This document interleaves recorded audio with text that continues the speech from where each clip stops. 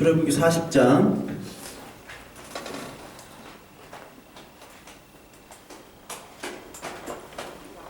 33절부터 38절까지 우리 함께 한번 읽을게요.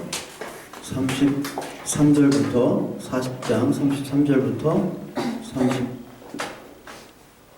38절까지 제가 한 절 읽고 여러분들이 한 절 읽고, 그는 또 성막과 제단 주위 뜰에 포장을 치고 뜰 문에 휘장을 다니라. 모세가 이같이 역사를 마치니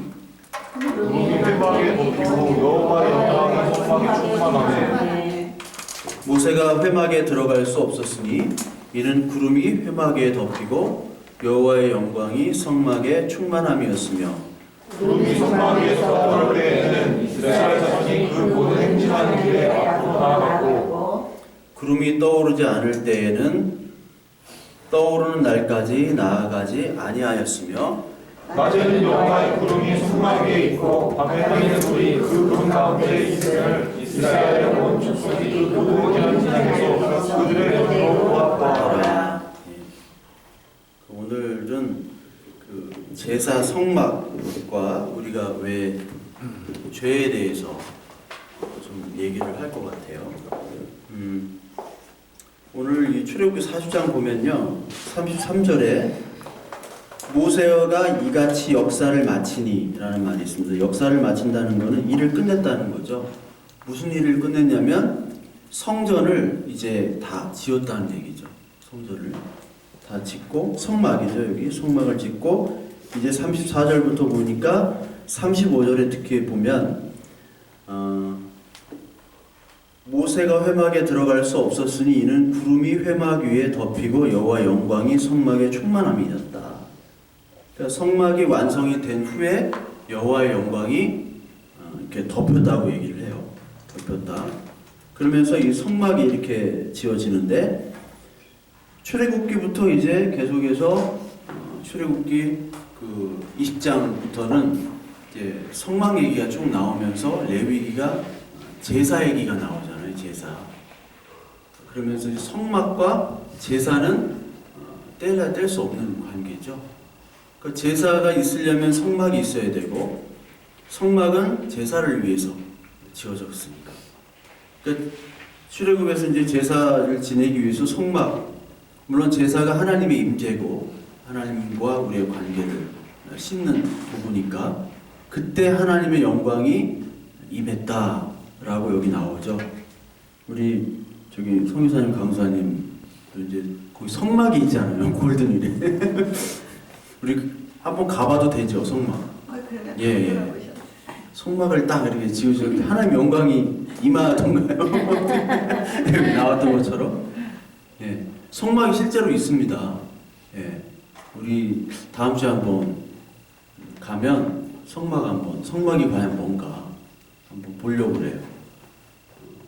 근데 이 여호와의 영광이 임했다라고 나와요.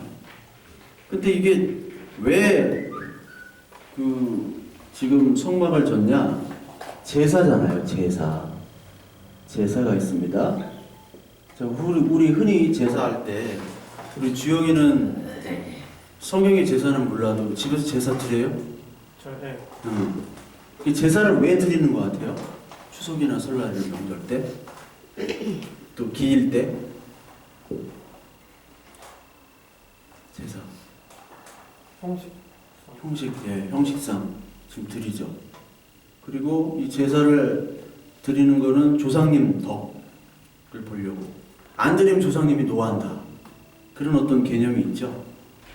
그것처럼 모든 제사들은 다 어떤 거 중심이에요? 잘 되게 해달라는 거예요. 잘 되게. 그럼과 동시에 잘 되게 해달라는 것뿐만 아니라 가족의 화합입니다. 화합. 가족이 화합되는 게 바로 제사예요. 특히 여러분들 굿 같은 걸 하는데 씻김굿 이런 거 있죠? 굿이라는 거는 우리가 막 이렇게 무당들이 뛰고 하면서 액을 쫓아내잖아요. 정결케 하는 겁니다. 깨끗하게 하면서 동시에 힐링을 하는 거예요. 여기 모여가지고 그게 예배입니다. 예배 드리는 거예요. 모든 사람이 구슬하면서 그 죽은 원혼들을 불러내잖아요. 불러내면서 울고 불고 그 했던 얘기들을 다 해주는 거예요. 그러면서 같이 대성통곡을 해야지 그 굿이 성공적인 굿이 되는 거예요. 그 아시죠? 그러면서 동시에 가족의 연합, 화합, 힐링이 굿입니다. 굉장히 좋은 거죠? 또 교회 예배 때 굿이 좋은 거라고 하면 좋은 거예요. 이게 굿이 가족과 연합, 화합, 힐링. 그건데 결국은 이런 거를 통해서 뭘로 가느냐? 자기의 잘됨. 자기의 잘됨으로 가는 거죠. 그렇죠? 그런데 성경의 제사는 그럼 좀 다를 거 아니에요. 성경의 제사는. 성경의 제사는 왜 필요한가? 이거는 하나님과의 관계가 되겠죠. 물론 하나님과의 관계. 하나님과의 관계인데 이 하나님의 관계에서 죄 때문에 관계가 깨어졌죠. 이따가 죄와 뱀에 대해서 좀 얘기를 하려고 그래요.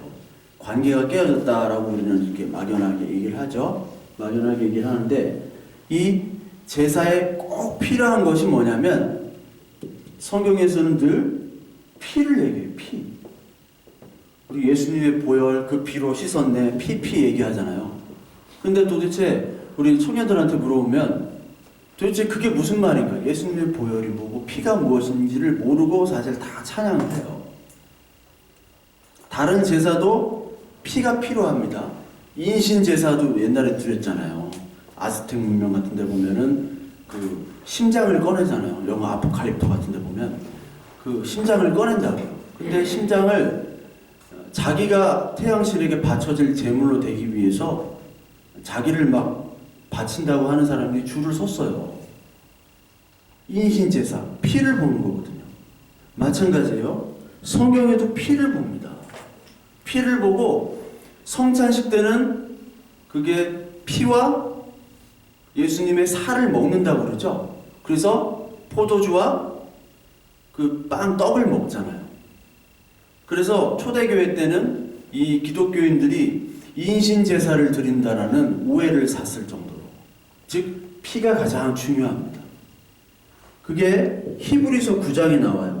레위기에 찾으려면 여러분들이 힘들어해서 히브리서 9장 7절부터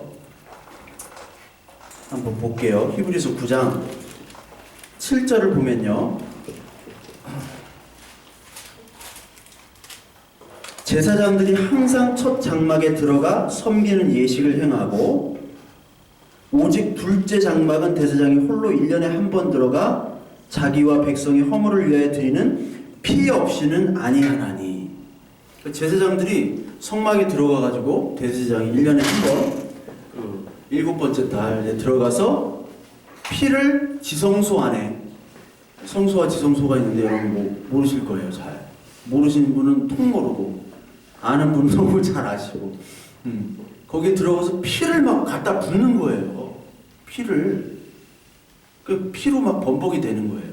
그 언약궤라는 곳 위에다가 그 시은 좌라운 은혜가 있는 그 뚜껑, 언약궤 뚜껑 그룹으로 돼 있다는 그 날개, 천사 날개로 이렇게 돼 있는 거기다가 막 붓는 거예요. 그 더러워지잖아요. 근데 더러워지는 것이 아니라 그 피로 말미암아 여기 피 없이는 제사가 없다라고 나오는 거죠. 그러면서 동시에 11절, 12절 보면은 12절 보면 염소와 송아지의 피로 아니하고 오직 자기의 피로 영원한 속죄를 이루사 단번에 성소에 들어가셨느니. 이게 예수님이 염소와 송아지 지금까지 피가 아니라 예수님의 피로 한 번에 다 죄를 이루셨다라는 말을 하시고요. 그리고 18절, 19절 보면 쭉 보면은 22절만 볼게요. 18, 19절은 계속 피를 얘기하고 히브리서 9장 22절 보면 율법을 따라 거의 모든 물건이 피로써 정결하게 되나니 피 흘림이 없은즉 사함이 없느니라. 즉 성막에 있는 대부분의, 다는 아니지만 대부분의 도구들은 다 피를 발라요. 특히 그 앞에 그 성소 들어가는 앞에 제단, 번제단이 있는데 제단에 뿔이 이제 4개가 있는데 그 뿔마다 또 피를 발라요. 제물을 태우기 전에. 그 제물을 태운다는 것 전에 피를 바른다는 것은 바로 예수님의 피로 말미암아 일단 기본 베이스를 깐다는 거죠. 그 피로 말미암아 제물을 드린다. 제물을 드릴 때 여러분 어떻게 드립니까? 제물을 가져온 사람이 제물을 바칠 때 동물을 잡죠. 잡아가지고 뭐를 해요? 각을 뜬다고 그러죠. 각을 뜬다고 하는 거. 각을 뜬다고 하는 건 그 고기를 다 잘라내고 내장 걸러내고 피 빼고 한다는 거예요. 저도 군대에서 돼지를 회식한다고 위에서 뭐 고기가 오는 줄 알았어. 근데 산 돼지를 갖다 주고 이거를 죽여서 먹으래요. 내가 얘기했었죠. 죽여서 먹으래. 그래서 내가 해머를 들었잖아. 근데 제가 동물을 좋아해요. 생긴 것 같지 않게. 근데 해머를 들다가 도저히 못 죽이겠어요, 얘를. 근데 어떤 애가 여기를 찍어야 되는데 해머로 여기를 쫙 찍어서 기절시킨 다음에 목을 탁 따야 되는데 그래야지 애도 편하고 우리도 나 대신 딴 애가 자기가 죽여봤대요. 그래가지고 했는데 딴 데를 찍어가지고 막 이게 다리를 붙잡고 있어야 돼요. 돼지를 끈에 묶어가지고 안 그러면 이게 돌아다니거든요. 그런데 그 얼마나 참 처참해요. 사람 그 돼지를 죽인다는 게. 그런데 여기는 이 제물을 갖다가 어떻게 해요? 각을 뜨면서 뭐를 생각하느냐. 요걸 우리가 한번 봐야 돼요. 지금은 우리가 제사라는 제도가 없어요. 구약에. 그렇기 때문에 이 죄에 대한 것, 피에 대한 것의 어떤 중요성, 성경에서 중요성을 우리가 잘 모르지만 진짜 현장을 한번 생각해 보자. 그러면 이 제물은 흠 없는 제물이죠. 흠이 없어야 돼요. 예수님도 흠 없이 오셨죠. 죄가 없는 분으로 똑같이 상징하는 겁니다. 끌고 와가지고 처음에 어떻게 합니까? 안수를 하죠. 안수가 뭐예요? 안수하면 막 이렇게 쓰러지잖아. 뒤로. 응? 쓰러져야 되지. 안 쓰러지면 막 넘어뜨리고 뒤에서 잡아주는 사람이. 안수가 뭐예요? 안수는 죄가 전가되는 거예요. 내 죄를 이 동물에다가 넣어서 이 동물을 죽이는 거예요. 그래서 내 죄가 씻어지는 게 제사거든요. 딱 잡아가지고 안수를 한 다음에 어떻게 합니까? 이제 다 고기를 쳐내잖아요.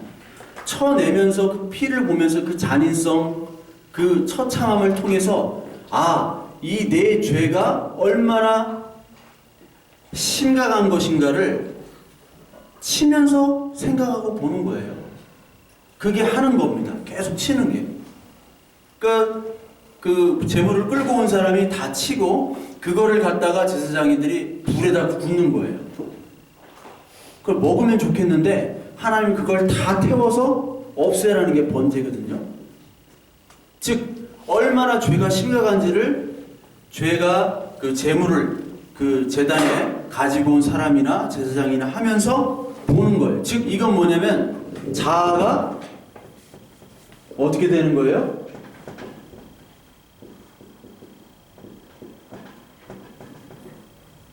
이게 뭐예요? 자아가 부인되는 거예요. 자아 부인. 내가 부인되는 게 바로 제사에 내가 부인되고 누가 올려지는 거예요? 하나님, 예수 그리스도. 그 예배도 마찬가지죠. 근데 다른 제사는 어때요? 이방 제사는 내가 부인이 돼서는 안 돼요.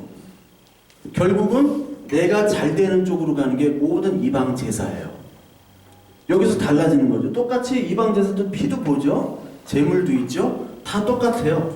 그런데 자아 부인이 아니라 자기의 극대화, 자기의 증명이 되는 게 바로 이방의 제사고 우리는 달라져요. 그 제사가 얼마나 중요한가? 자아 부인과 우리의 속죄, 피가 얼마나 중요한지 성경에서 증명하죠. 성경을 보면요. 출애굽이 끝난 다음에 레위기가 나옵니다. 레위기 1장부터 뭐가 나와요? 레위기 1장부터 계속 제사가 나오는 거예요. 레위기 1장부터 번제 나오죠. 소제 나오죠. 화목제 나오죠. 속죄제 나오죠. 속건제 나오죠. 1장부터 5장까지는 그 일반인들, 제사장이 아닌 사람들의 입장에서 본 제사의 형식과 절차예요. 그리고 그 레위기 6장 7절부터는 제사장 입장에서 보는 거예요. 그러면서 이 제사를 쭉 지내면서 동시에 성막을 얘기하고 있어요. 그러니까 레위기 출애굽기는 제사와 성막. 그래서 출애굽기 19장에서 너희들은 거룩한 백성이면서 동시에 어떤 나라로 불렀다고요? 제사장 나라. 그러니까 계속 제사를 드리라는 거예요. 이런 제사를 왜 드리느냐? 하나님과의 관계가 죄로 깨어졌다는 것을 네가 인식을 하고 그 죄가 얼마나 심각한지를 인식을 하라는 거예요. 이 세상의 모든 학문들은 뭡니까? 자기 극대화잖아요. 심리학도 그렇고 모든 학문들이 다 자기 극대화입니다. 요즘 베스트셀러 중에 하나가 뭐 비난받을 수 있는 용기, 뭐 그런 책이 1위예요. 그러니까 자기 멋대로 하라는 거지. 네 꼴리는 대로 해라. 그냥 네 멋대로 해라. 왜? 인생은 짧기 때문에. 인생은 짧기 때문에 네 멋대로 한번 해봐라. 그러면 남한테 미움을 받는데 미움 받을 수 있는 용기를 가져라. 제가 니체 얘기했죠? 니체에서 맨 마지막 목표가 어린아이잖아요. 어린아이는 도덕과 윤리의식이 없어요. 자기 마음대로 하는 거예요. 그걸로서 벗어난 존재. 이거를 니체는 초인을 하고 목표를 한 거잖아요. 그것처럼 살으라는 거거든요. 그런데 이 성경은 하나님과 인간의 구분을 명확하게 합니다. 그게 선악과예요. 선악과. 나는 하나님이고 너희는 그냥 인간이야. 그 존재, 내 원래 존재 자리, 내 원래 인간의 본질을 성경은 낱낱이 드러내고 있어요. 그게 어떤 거라고요? 죄인. 하나님으로부터 멀어져가는 죄인.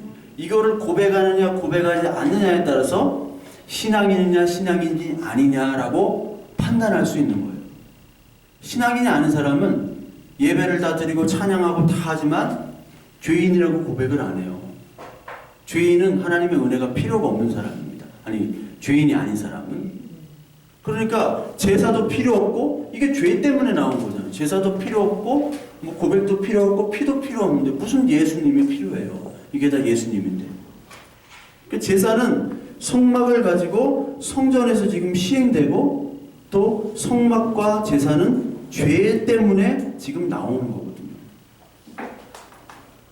그래서 오늘 예배를 드릴 때도 여러분들과 저는 제물을 가지고 나와야 돼요. 제물. 요 제물이에요. 요 제물 아니에요. 네? 근데 우리는 너무 요것만 갖고 나와. 요것도 좀 갖고 나와요. 너무 여기에 치중해. 너무 은혜롭기 때문에 요 제물이 바로 우리가 대신 죽어야 되는데 예수 그리스도께서 죽으신 예수 그리스도의 마음으로 나오라는 거예요. 오늘 예배를 드릴 때. 그런데 뭐 성경에 빈손으로 나오지 말라 해가지고 돈 갖고 나오라, 그게 아닙니다. 그리고 예수님께서는 오늘 이 제사 제도가 시행되는 그 피범벅이 되는 그 성전에 뭐가 임했다고 나와서 오늘 읽을 때 하나님의 영광이 임했다고 나왔어요. 하나님 영광. 자, 여러분, 하나님 영광이 뭐죠? 영광이란 말은 카도시라는 말이 무겁다는 뜻이에요. 굉장히 무겁다. 하나님 영광. 하나님께 영광 돌립니다. 미스 코리아들 이렇게 하고 꼴 넣고. 그때는 영광이란 말 많이 쓰는데 과연 영광이 뭘까? 잘 되는 게 영광. 내가 잘 돼야 하나님 내 덕 좀 보세요. 내가 잘 되니까 영광입니다. 이게 영광일까? 뭐가 영광일까요? 영광이. 우리 요한복음 1장 한번 볼까요? 요한복음 1장. 요한복음 1장을 보시면요. 1장 14절 한번 볼게요. 요한복음 1장 14절.